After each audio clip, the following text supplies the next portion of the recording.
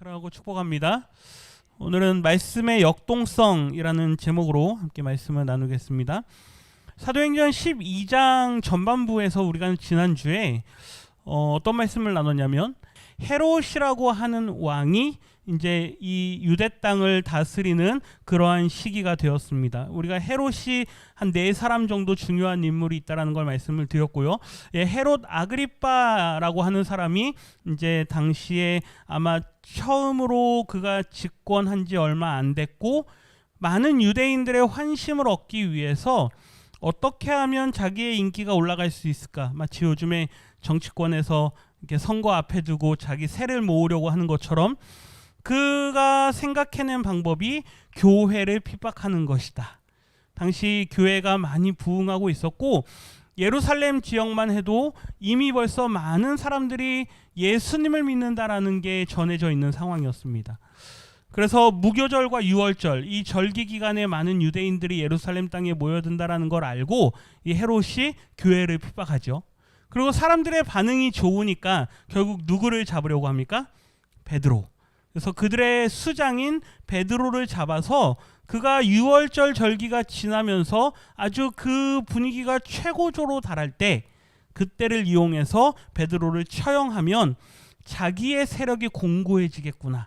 이 유대 땅에서 내가 아주 평안하게 이 나라를 다스릴 수 있겠구나. 아마 그런 생각에 그런 일을 감당했던 것 같습니다. 그래서 어떻게 합니까? 4사람씩 4패로 나눠서 베드로를 옥에 가두게 하고 그를 지키게 합니다. 그런데 그게 가능합니까? 불가능하죠. 왜요? 하나님께서는 그의 교회가 하나님의 말씀이 확장되어지는 것을 원하시기 때문에 베드로가 잡혀서 죽임당하는 걸 그냥 두지 않으십니다. 마치 예수님께서 사단의 권세에 매여서 그 죽음이라고 하는 상태에서 감옥에 3일 동안 있는 그 시간 동안 하나님께서 그걸 그냥 두고 보시느냐? 그게 아니죠. 예수님은 어떻게 하셔야 되기 때문에 부활하셔야 되기 때문에 그를 살리시고 그 무덤에서 나오게 하신 것처럼 예수님의 발자취를 따라가고 있는 이 사도들, 그 중에서 대표인 이 베드로에게 천사를 보내셔서 감옥에서부터 모든 것이 순차적으로 풀려질 수 있도록 하는 일을 우리가 보았습니다. 마지막에 베드로가 깨닫죠. 아, 하나님께서 나를 살리신 이유가 있구나. 하나님의 교회는 절대로 멈출 수가 없다. 그렇죠? 베드로의 깨달음입니다. 그러고 나서 자기의 계획대로 일이 되어지지 않아서 헤롯이 마음이 아주 불편한 상태로 가이사랴로 돌아갔습니다. 그러고 나서 일어나는 일이 이제 오늘 읽은 후반부의 말씀입니다. 우리 20절 상반절 말씀을 다시 보면요, 헤롯이 이제 가이사랴 그 왕궁이 있는 곳으로 돌아갔습니다. 두로와 시돈 사람들에 대해서 헤롯이 굉장히 안 좋은 마음이 생겼습니다. 근데 이미 벌써 헤롯이 마음이 좋습니까? 안 좋습니까? 안 좋죠. 자기가 원래 계획했던 그 일이 됐어야 되는데 그 일이 이미 틀어졌고 이미 마음이 불편하던 차에 누구 하나만 나한테 걸려봐라. 뭐 그러던 차였던 것 같습니다. 그런데 마침 이 두로와 시돈 사람들이 헤롯에게 딱 걸린 거죠. 뭘 잘못했고 뭐 때문에 이 헤롯이 화가 났는지에 대해서 성경은 이야기하지 않는데 중요한 건 그들과의 관계를 이야기합니다. 두로와 시돈 사람들과 이 헤롯, 유대 땅과의 이 관계를 이야기하는데 어떤 관계냐 보십시오. 그들의 지방이 왕국에서 나는 양식을 먹는 까닭에, 그러니까 두로와 시돈 지방에서는 음식을 구하는 게 그렇게 쉽지가 않았던 것 같습니다. 당시 많은 기근도 있었지만 그것 아니어도 원래 그 음식을 사 먹는 그러한 관계가 형성돼 있었던 거죠. 그런데 갑자기 헤롯이 야, 너네 양식 주지 않겠다. 너네한테 양식 안 팔겠다. 요즘에 미국과 한국의 관계에서 너네한테 이거 안 팔겠다. 중국이 한국한테 뭐 안 팔겠다 그러면 난리가 나지 않습니까? 그런 것처럼 헤롯이 너네한테 양식 안 팔겠다 이래 버리니까 난리가 난 겁니다. 성경에 보면 지도를 먼저 하나 볼까요? 왼쪽에 지도를 좀 보십시오. 그 빨간색으로 시돈이라고 써 있는 게 보이실 겁니다. 그리고 그 바로 아래가 어디입니까? 두로. 그리고 그 해안가 라인을 조금 따라 내려가면 가이사랴가 있습니다. 그러니까 가이사랴 그 헤롯이 머물고 있는 곳과 이 두로와 시돈은 그렇게 먼 지역이 아닙니다. 그리고 그 오른쪽으로가 예루살렘이거든요. 그러니까 그렇게 먼 지역이 아닌데 두로와 시돈은 자유국가였습니다. 그러니까 통치를 받는 대상이 아니라 자기들 나름대로의 어떤 그런 경제력과 무역 활동을 통해서 살아가던 나라이죠.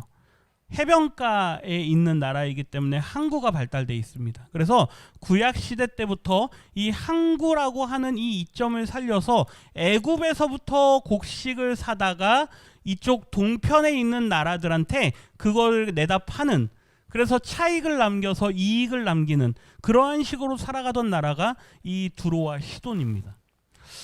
솔로몬 당시에 이 두로와 시돈과 유대 땅이 하나의 계약을 맺는 과정이 말씀이 나옵니다. 솔로몬이 아버지 다윗의 뒤를 이어서 뭘 건설합니까? 다윗이 원래 지으려고 했던 거 뭐죠? 성전, 그쵸? 다윗이 성전을 지으려고 했는데 하나님께서 너는 안 된다 라고 하셔서 모든 재료들을 다 준비하게 하시고 솔로몬이 성전을 짓죠. 그런데도 재료들이 더 필요했던 것 같습니다. 목재들이나 나무들이 더 많이 필요해서 이 솔로몬이 두로와 시돈의 왕인 히람에게 찾아갑니다. 그러면서 대화를 하는 내용이 말씀에 나오는데요. 그리고 열왕기상 5장 6절 말씀에 보면 솔로몬이 이야기를 합니다. 당신은 명령을 내려서, 이 히람 왕에게 하는 말입니다. 명령을 내려서 나를 위하여, 솔로몬 자신을 위해서 레바논에서 백향목을 베어내게 하소서. 그러니까 두로 왕에게 가가지고 솔로몬이 우리한테 성전을 지을 수 있는 나무를 좀 구할 수 있게 허락해달라, 이렇게 이야기를 하죠. 뒤에 말씀에 보면 6절, 5절, 6절 하반절에 보면 우리 가운데에는 시돈 사람들처럼 벌목을 잘하는 사람들이 없다. 그러니 당신들 가운데 나무 관련된 기술자들이 있다면 우리 종들을 데려다가 같이 그 나무를 좀 구할 수 있게 허락해달라, 이렇게 이야기를 합니다. 솔로몬이. 그러니까 히람 왕, 이 두로의 왕, 이 두로의 왕이 솔로몬한테 말을 하죠. 노란색 글씨만 보십시오. 내 백향목 제목과 잣나무 제목에 대하여는 당신이 바라시는 대로 할지라. 나무를 뭐하라? 가져가라. 대신에 뒤에 보면 나의 궁정을 위해서 뭘 달라? 음식을 달라. 그렇죠? 솔로몬에게 나무를 가져가시고 대신에 우리에게 뭘 주십시오? 음식을 주십시오. 그러면서 나중에 가면 그들이 매년마다 그렇게 음식을 유대 땅으로부터 얻는 그런 장면이 나옵니다. 학자들은 이야기하기를 이때 이후로 계속해서 아마 유대 땅에서 음식을 그들이 조달해서 먹지 않았는가. 왜냐하면 자체적으로 양식을 구할 수 있는 환경이 아니기 때문에, 이렇게 산악지대도 있고 막 그렇거든요. 나무들이 많은 거 보면 알 수 있죠. 그렇기 때문에 그들과 유대 땅의 관계는 언제나 음식으로 연결돼 있다. 이제 그런 상황인 걸 알 수 있죠. 솔로몬 때 그 두 나라가 약조를 맺고 뭐 이런 이야기들이 말씀에 기록되어 있습니다. 그런데 문제는 이거죠. 이 두로와 시돈 입장에서는 음식을 구해야 되는데 헤롯이 지금 화가 났습니다. 너네 음식 안 주겠다. 그러니까 이 사람들의 모습을 보십시오. 한 마음으로 그에게 나아왔다. 두로와 시돈에 있는 고위 관리들이 다 누구에게 나온 겁니까? 헤롯 왕에게 쫓아온 거죠. 그러면서 왕의 침소를 맡은 신하, 아주 최측근, 침실에서 섬기는, 뭐 옛날 우리 조선 시대로 하면은 뭐 내시 중에서도 아주 가까이 하는 사람, 그렇죠? 시중을 담당하는 이 블라스도에게 어떻게 좀 우리 좀 이 헤롯 왕이 좀 마음을 좀 풀 수 있게끔 좀 해주십시오, 막 로비를 하는 겁니다. 우리가 양식을 못 얻으면 우리나라 사람들이 다 굶어 죽습니다, 막 지금 그러는 거죠. 어떻게 해가지고 헤롯의 마음이 좀 풀린 것 같습니다. 왜 그러냐면 21절에 헤롯이 나를 택하여 이제 그들과 어떤 그런 좋은 관계를 다시 맺겠다라고 하는 뭐 그런 것들을 이렇게 이야기하는 날이 된 거죠. 그런데 이 헤롯의 한번 모습을 보십시오. 왕복을 입고 단상에 앉아 있다라고 누가는 기록을 합니다. 그런데 이 모습에 대해서 유대 학자 중에 요세푸스가 기록으로 남긴 게 있습니다. 한번 읽어보겠습니다. 태양 광선이 은으로 짠 옷에 비치자 그 옷은 멋지고 찬란하게 반짝거렸으며 그 옷을 주시하는 사람들 마음속에 두려움과 경외감을 불러 일으켰다. 이 누가는 그냥 그가 왕복을 입고 단상에 앉았다 이렇게 이야기를 하는데, 이 단상이라는 건 이 스로운이라 그래서 왕들이 앉는 자리입니다. 왕좌, 아주 높은 자리거든요. 그 자리에 지금 이 사람이 앉아 있는데 요세푸스의 말을 한번 보십시오. 은으로 짠 옷을 입고 있다. 그렇죠? 얼마나 화려합니까? 그런데 거기에 아주 밝은 태양이 거기에 반사되면 어떨까요? 막 번쩍번쩍 하겠죠. 그러니까 그 모습이 마치 뭘 보는 것 같을까요? 마치 신을 보는 것처럼, 사람을 보는 게 아니라 저기에 앉아 있는 저 사람을 볼 때 저게 누구다, 신이다, 사람이 아니다, 막 그런 모습으로 보이게끔 의도한 겁니다. 연출을 한 거죠. 아주 화려하게 은으로 짠 옷을 입고 사람들이 그 모습을 볼 때 마음속에 어떻다? 두려움과 경외감을 느꼈다. 하나님을 대하듯 두려움을 갖고 저분은 사람이 아닌가 보다, 막 그런 마음을 느끼게끔 이 헤롯이 그렇게 모습을 하고 나타난 겁니다. 그가 연설을 합니다. 그러니까 사람들의 반응 22절에 있습니다. 백성들이 크게 부르되 이것은 신의 소리요 사람의 소리가 아니라 하거늘. 아멘. 그가 연설을 하니까 그걸 듣고 있던 사람들이 완전히 넋이 나간 거죠. 그 모습에 압도됩니다. 이것은 누구의 소리다? 신의 소리다. 사람의 소리가 아니다. 막 여기저기서 막 소리가 막 들립니다. 그러니까 헤롯이 어땠을까요? 한번 생각해 보시죠. 처음으로 다시 가서 원래 헤롯이 원했던 게 뭡니까? 그가 인기를 얻고 자기의 정치 세력을 확고하게 하기를 원했던 거죠. 그런 기회를 원래는 예루살렘에서 가지려고 했는데 그거를 놓쳤습니다. 누가 못하게 했습니까? 하나님께서. 사람이 영광 받는 걸 하나님은 원하시지 않으시는 거죠. 그리고 두 번째 기회를 맞았습니다. 그래서 그가 이번에는 정말로 이 기회를 제대로 활용하기 위해서 자기의 있는 모든 걸 다 동원해서 아주 멋지게 치장을 하고 나온 겁니다. 그리고 사람들이 도와줍니다. 저 사람은 신이다. 저 사람은 사람이 아니다. 우리와 같은 사람이 아니다. 그러니 그의 어깨가 어떻게 될까요? 잔뜩 올라가겠죠. 이제 드디어 내가 원했던 그 일이 되어지는구나. 그런데 어떻습니까? 23절이죠. 같이 읽습니다. 헤롯이 영광을 하나님께로 돌리지 아니하므로 주의 사자가 곧 친히 벌레에게 먹혀 죽으니라. 아멘. 한번 보십시오. 이미 벌써 헤롯은 한번 시도를 했었죠. 그런데 뭘 건드렸습니까? 교회를 건드렸습니다. 하나님께서 지금 이 사도행전을 통해서 이 교회가 얼마나 공고하게 확실하게 세워져 가게 하시는지 우리는 계속 봐오고 있습니다. 그런데 그 교회를 건드린 헤롯에게 하나님께서 한번 사인을 주셨습니다. 야, 베드로 건드리지 마라. 너가 베드로 찾으려고 해도 넌 찾을 수 없을 거다. 그런데 그랬던 이 헤롯이 자기가 올라가고자 하는, 자기가 아주 높은 자리로 올라가고자 하는 그 마음을 꺾지를 않았던 거죠. 그 모습을 보신 하나님께서 영광을 하나님께로 돌리지 않으므로 주의 사자가 곧 친히 뭐에게 먹혀 죽었다? 벌레에게 먹혀 죽었다. 누가의 기록은 벌레에게 먹혀 죽었다, 이게 이제 고대적인 어떤 표현입니다. 그의 어떤 급작스러운 죽음을 이야기할 때 이런 식으로 표현을 하는데요. 요세푸스의 기록에 제가 적어놓지는 않았는데 이렇게 기록을 합니다. 처음부터 온몸에 동시에 느껴지는 고통이 위를 강타했다. 그러니까 아주 극심한 고통이 한순간에 몰려온 거죠. 그러니까 아마 연설을 하던 중인지 그가 사람들을 향해서 이렇게 손을 흔들던 중인지 모르겠는데 한순간에 그가 고꾸라진 겁니다. 그러니까 많은 사람들이 그걸 목격했을 것이고, 이렇게 여러 기록들에 남겨져 있는 걸 보면 이 헤롯의 죽음의 배후에는 누가 있다? 하나님이 계시다. 왜요? 그가 역사를 쭉 기록해 오다 보니까 이 헤롯이라는 왕이 뭘 건드렸구나?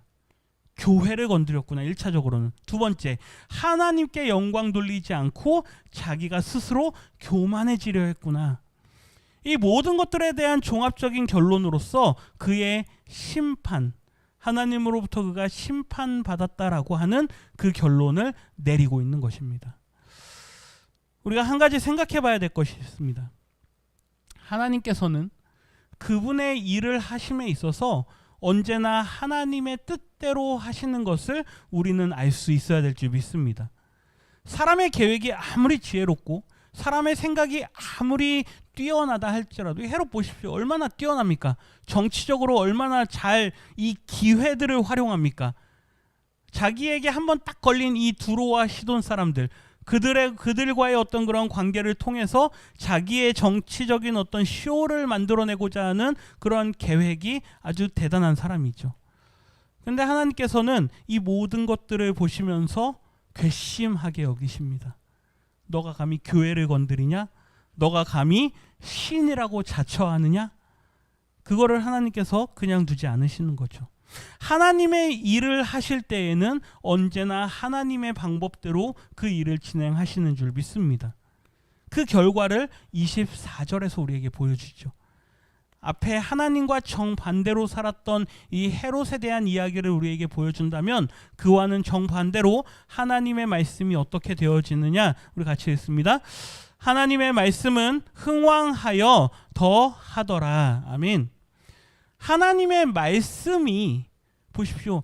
뭐가요? 하나님의 말씀이. 그러니까 뭐 어떤 하나님의 역사가 하나님의 어떤 그런 존재가 그런 게 아니라 하나님의 뭐가요? 말씀이. 그러니까 하나님의 말씀이 뭡니까? 지금 우리에게는 이 66권의 성경이 우리에게 주어졌습니다. 우리는 하나님의 말씀을 이 성경 말씀을 하나님의 말씀이라고 하죠. 이 사도행전을 기록한 누가의 입장에서 한번 보십시오. 누가에게 있어서 하나님의 말씀은 뭡니까? 구약성경. 그리고 구약성경을 몸으로 이루신 누구요? 예수 그리스도. 우리에게는 그 그리스도에 대한 이야기와 그 이후 예수님이 어떠한 분이신가에 대한 설명을 기록한 사도 바울의 편지들, 그 다음에 예수님께서 편지로 보내주신 요한계시록, 이 말씀들이 다 함께 우리에게는 하나님의 말씀으로 주어졌습니다. 근데 당시 누가에게 있어서는 구약의 말씀이 하나님의 말씀이었고, 그리고 그 말씀으로 이 땅에 오신 예수님이 말씀이었던 거죠. 그러니까 그가 전했던 말씀, 하나님의 말씀이 뭐냐? 구약에 오실 거라고 예언되었던 예수 그리스도. 우리가 주일날 지금 계속 보고 있는 우리에게 그쵸? 도우시는 분으로서의 그리스도. 그 다음에 지난주에는 전능하신 분으로서의 그리스도. 우리에게 하나님으로 아버지로 나타나시는 그 그리스도에 대해서 그가 하나님의 말씀이라고 이야기를 하는 거죠. 지금까지 베드로의 모습과 이 사도행전 1장부터 12장까지의 모습 속에서 우리가 계속해서 뭘 봅니까? 성령께서 사도들을 통해서 누구의 모습을 사도들이 재현하게 하십니까? 예수님의 모습을. 예수님의 행하신 일들을 사도들이 계속해서 재현하죠. 그런데 우리가 여기서도 한 가지 놓치지 말아야 될 건 기적 자체에 관심을 가지면 안 됩니다. 아, 사도들이 기적을 일으켰으니까 우리도 기적을 일으킬 수 있다. 자꾸 이렇게 갑니다. 그게 신비주의입니다. 그리고 그 은사주의입니다. 그게 아니라 예수 그리스도께서 이 땅에 오셔서 기적을 베푸시는 이유는 그분의 말씀을 전하시기 위한 거죠. 하나님의 뜻을 나타내기 위한 것입니다. 사도들을 사용하셔서 기적을 일으키시고 그런 어떤 능력이 나타나게 하시는 것은 그들을 우상 삼으라고 하는 게 아닙니다. 그들을 통해서 하나님의 뜻이 나타나기를 원하시는 거죠. 오늘 하나님께서는 우리를 사용하시는 줄 믿습니다. 우리 교회를 통해서, 우리 성도님들을 통해서, 여러 선교단체들을 통해서 하나님의 역사들을 계속해서 보여주십니다. 근데 그럴 때도 사람이 드러나면 안 되는 거죠. 아, 어떤 목사님이 잘한대. 그죠? 뭐 어떤 목사님이 무슨 능력이 있으시대. 어떤 목사님이 무슨 신유의 은사가 있으시대. 그 목사님이 드러나는 게 아닙니다. 하나님께서 그를 통해서 하나님의 뜻을 나타내시기를 원하시는 거죠. 보십시오. 하나님의 말씀의 역사는 사람이 막을 수가 없습니다. 우리가 헤롯을 통해서 보지 않았습니까? 그가 아무리 방해하려고 하고, 그리고 이미 벌써 그 앞에 사도행전 그 앞에서부터 계속 봐왔던 겁니다. 베드로를 막으려고 해도 예수의 이름으로 전하지 마라. 그래도 막을 수가 없죠. 교회는 어떻게 해요? 늘 말씀이 흥왕하더라. 그 이유가 뭐냐? 말씀은 그 스스로 살아있기 때문인 줄 믿습니다. 그래서 우리가 많이 외우시는 암송이 있지 않습니까? 말씀이 뭐하다? 살아있고 뭐가 있다? 활력이 있다. 옛날에 이거 많이 외우셨죠. 하나님의 말씀은 그 스스로 살아서 역사하는 줄 믿습니다. 왜요? 말씀이신 누구이시기 때문에? 예수 그리스도. 예수 그리스도께서 말씀이시기 때문에 그 말씀 자체가 가지고 있는 역동성이 있다라는 거죠. 하나님의 말씀은 오늘도 우리 안에서 살아 역사하는 줄 믿습니다. 그 말씀이 우리로 하여금 움직이게 하고, 그 말씀이 우리로 하여금 살아서 하나님의 뜻을 이룰 수 있도록 능력을 더하신다라는 거죠. 이게 말씀의 역동성입니다. 그거를 감출 수도 없고요. 누군가 굳게 지키라, 지난주 말씀처럼 굳게 지키라 해서 막으라고 한다고 해서 막을 수도 없는 것입니다. 우리가 해야 될 일은 하나님의 말씀이 늘 내 안에 살아 역사할 수 있도록 나를 내어드리는 거죠. 나를 꽉 닫고 내 마음을 굳은 마음밭으로 만들어버리면 아무리 그 말씀이 우리 안에 뿌려져도 말씀이 우리 안에 심겨질 수가 없습니다.